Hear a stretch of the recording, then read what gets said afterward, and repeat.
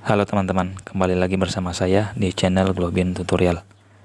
Nah teman-teman, pernah nggak sih kalian ngalamin hal yang serupa dengan saya di saat sedang mengetik sebuah pesan, entah itu pesan WhatsApp ataupun pesan yang lain-lain yang akan kita ketik di papan keyword.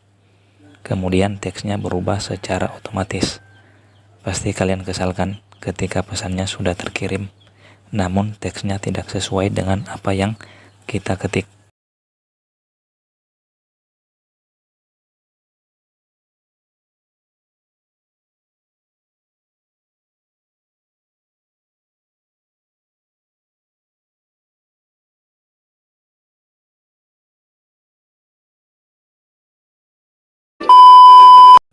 Nah, saya rasa kalian pernah ngalamin hal yang serupa.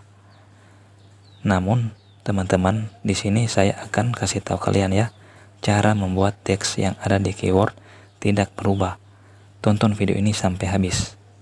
Seperti biasa ya, teman-teman, bagi kalian yang baru bergabung di channel ini, jangan lupa untuk menekan tombol like, share, and subscribe, sekalian dengan tombol loncengnya. Oke, kalau sudah kita lanjut. Nah, teman-teman, di sini kita langsung masuk ke pengaturan. Nah, kemudian di sini kita masukkan di kolom pencarian.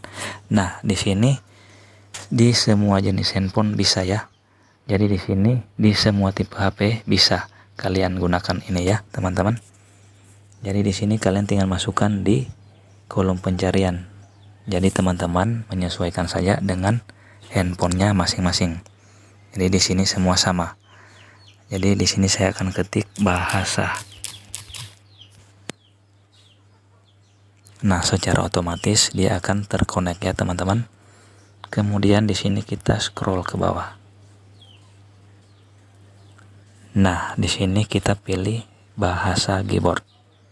Nah, teman-teman bisa lihat kan? Kita pilih bahasa keyboard. Oke teman-teman, sekarang kita akan diarahkan untuk ke koreksi teks. Jadi kita klik di koreksi teks ya, seperti ini. Nah sekarang, jadi teman-teman perhatikan ya. Jadi sekarang kita scroll ke bawah ya. Kita scroll ke bawah. Nah di sini sudah ada koreksi otomatis. Nah koreksi otomatis ini sedang aktif. Nah bagaimana caranya supaya teksnya tidak berubah secara otomatis? Nah, di sini kita nonaktifkan ya, teman-teman. Di sini tinggal kita klik seperti ini. Nah, jika teman-teman ingin mengaktifkannya kembali, teman-teman tinggal klik lagi ya. Oke, teman-teman. Kita klik seperti ini. Nah, sekarang kita keluar. Nah, teman-teman, sampai di sini ya tutorial ini. Nah, jika kalian ini anggap tutorial ini bermanfaat untuk kalian, jangan lupa untuk menekan tombol like, share, and subscribe. Thanks for watching.